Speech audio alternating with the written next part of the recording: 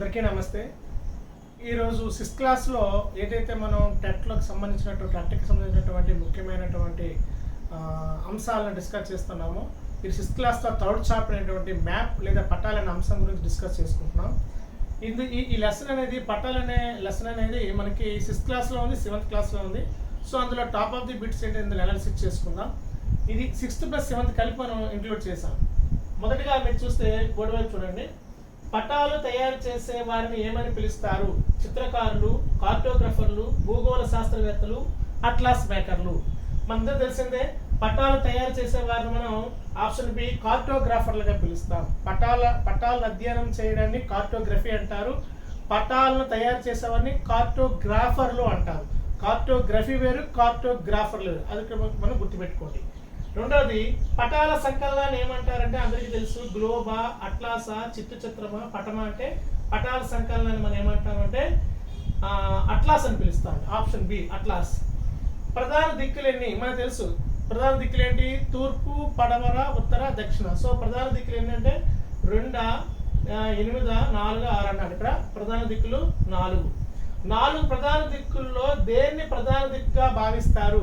ఇది చాలా ఇంపార్టెంట్. పటాలను తయారు చేసినప్పుడు తప్పనిసరి ఒక సింబల్ మనం చూపిస్తాం. ఆ సింబలే ఎన్. అనగా ఉత్తరం. కాబట్టి పటాలను తయారు చేసేటప్పుడు ఉత్తర దిక్కు ఆధారంగా మిగతా దిక్కుల యొక్క ఉపమూలాలను మనం చూపిస్తాం. కాబట్టి 4 ప్రధాన దిక్కుల్లో దేన్ని ప్రధాన దిక్కుగా భావిస్తారంటే మనం ఉత్తర దిక్కు అని రాసుకోవాలి. ఆప్షన్ సి ఉత్తరం అని రాసుకోవాలి.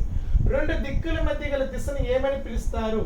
2 దిక్కుల మధ్య ఉన్న దిశను ఏమని పిలుస్తారు అంటే మూలాలు అంటే మన అందరికీ తెలిసింది. ఇక్కడ ఉదాహరణకి ఇలా ఉంది. ఇది నార్త్, ఇది సౌత్, ఇది ఈస్ట్, ఇది వెస్ట్. నార్త్ కి ఈస్ట్ కి మధ్యలో ఉండేది ఏది? North east. తెలుగులో ఈశాన్యం అంటాము. ఈస్ట్ కి సౌత్ కి మధ్యలో ఉండేది ఏంటి? South east. దీన్ని ఆగ్నేయం అంటాము. సౌత్ కి వెస్ట్ కి మధ్యలో ఉండేది ఏంటి? South west. దీన్ని నైరుతి అంటాము. నార్త్ కి వెస్ట్ కి మధ్యలో ఉండేది నార్త్ వెస్ట్. దీన్ని వాయువ్యం అంటాము. సో ఇలా ఈ ఈశాన్యము, ఆగ్నేయము, నైరుతి, వాయువ్యం ఈ దిక్కులు మనం ఏమంటామంటే మూలలు అంటాం. మూలాలు. ప్రధాన దిక్కులు 4, మూల దిక్కులు 4. మొత్తంగా మనకి 8 దిక్కులు మనం చెప్పించుకోవచ్చు అనమాట. ఓకే. తర్వాత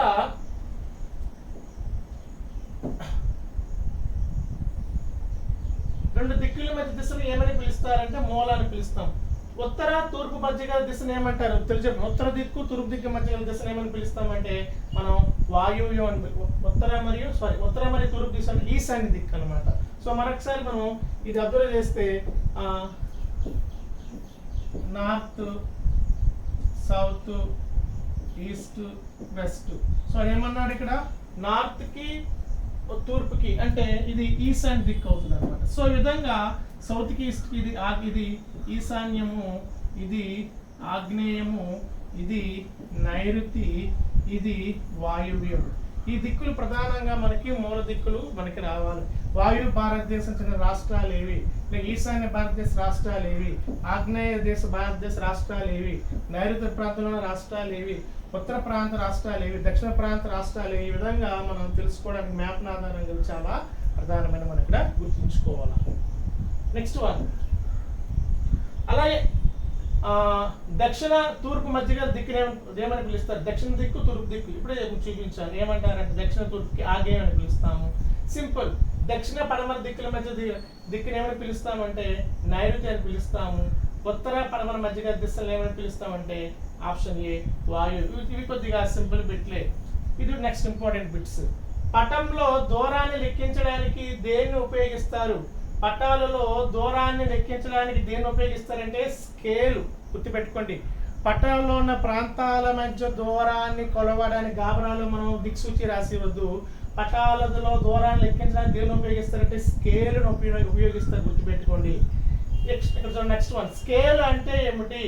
వాస్తవ దూరము, పటంలో దూరం నిష్పత్త, పటంలో ఉన్న చిత్రమా, దిక్కుల్లో గుర్త, పటం పేర. 4 ఆప్షన్స్ ఇచ్చాడు. సింపుల్.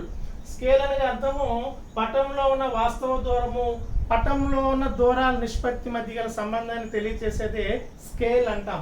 ఒక పటంలో ప్రధానమైన గుర్తుపెట్టుకోండి, పటంకి ప్రధానమైనవి 1 దిక్కులు లేదా దిశలు, 2 స్కేలు, 3 ఈ చిహ్నాలు అన్నమాట. చిహ్నాలు చిహ్నాలు ప్రధానమైనవి, రంగులు ప్రధానమైనవి, స్కేల్ ప్రధానమైనది. అలాగే తీసుకున్నట్లయితే ఇవి ముఖ్యమైన అంశాలు. నెక్స్ట్ వన్, పటంలో చిహ్నాలు ఎందుకు ఉపయోగిస్తారు?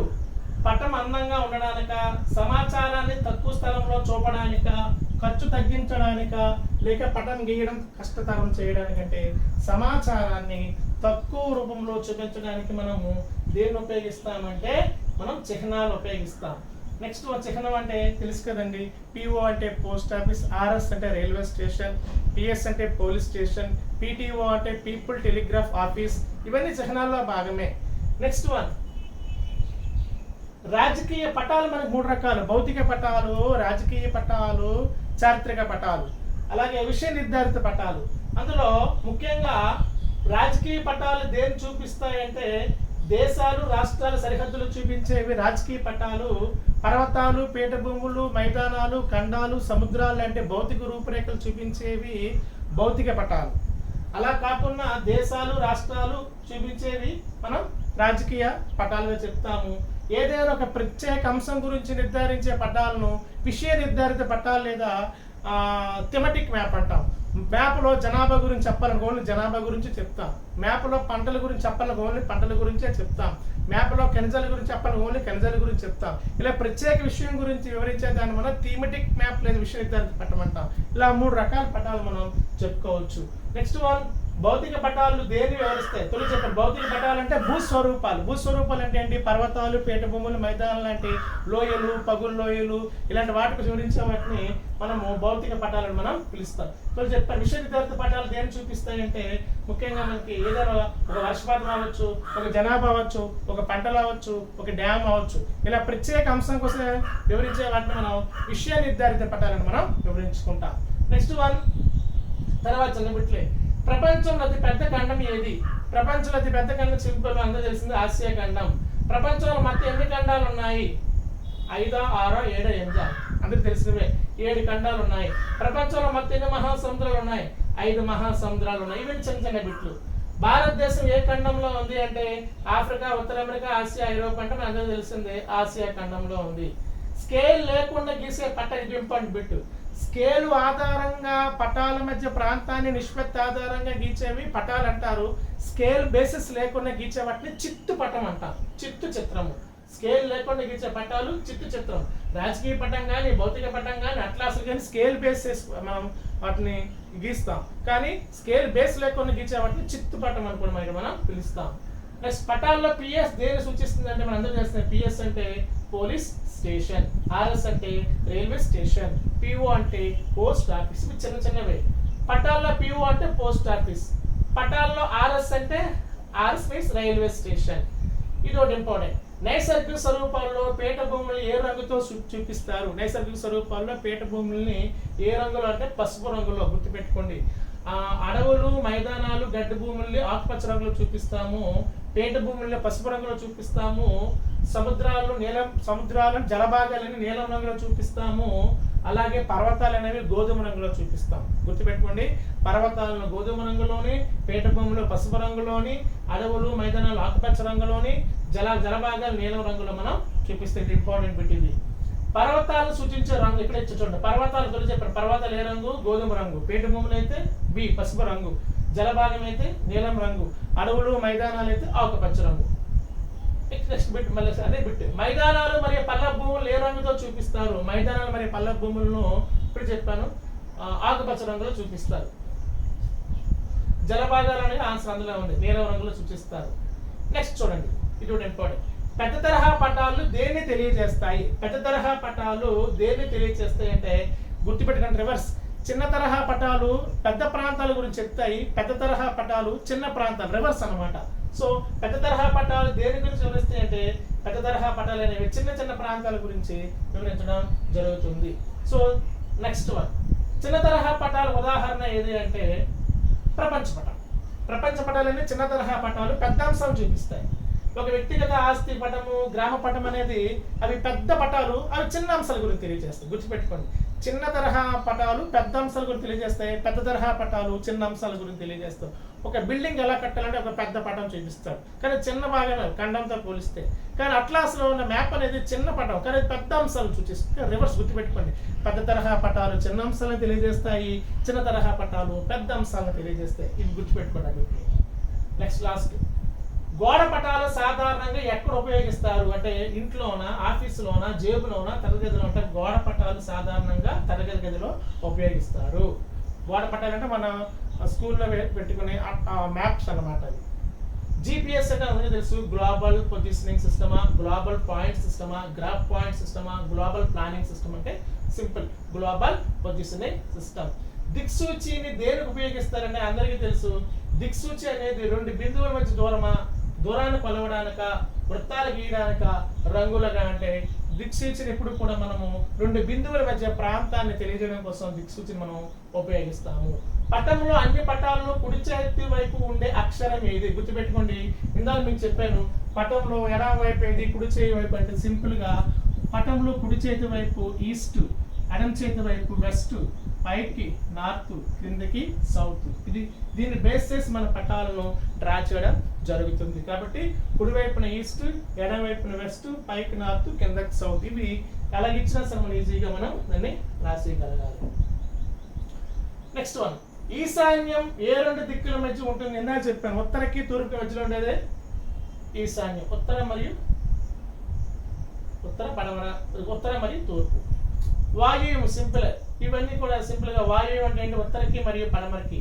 ఆగ్నేయం అంటే దక్షిణకి మరియు తూర్పుకి. నైరుతి అంటే దక్షిణానికి మరియు పడమరకి. పటంలో గీతలు దేన్ని సూచిస్తారు? పటంలో గీతలు దేన్ని సూచిస్తాయి అంటే కచ్చా రోడ్లు. ఇంపార్టెంట్ పెట్టండి, కచ్చా రోడ్లు కానీ. ఉదాహరణకి ఎట్లా మీకు అర్థం అవుతుంది అంటే, పటంలో గీతలతో దేన్ని సూచిస్తారు? ఇది రోడ్డు ఉంది, ఇది పక్కా రోడ్డు, ఇది కచ్చా రోడ్డు, ఇలా ఉన్నది ఇది రైల్వే మార్గం అవ్వచ్చు. సో ఇవన్నీ గీతలే అనమాట.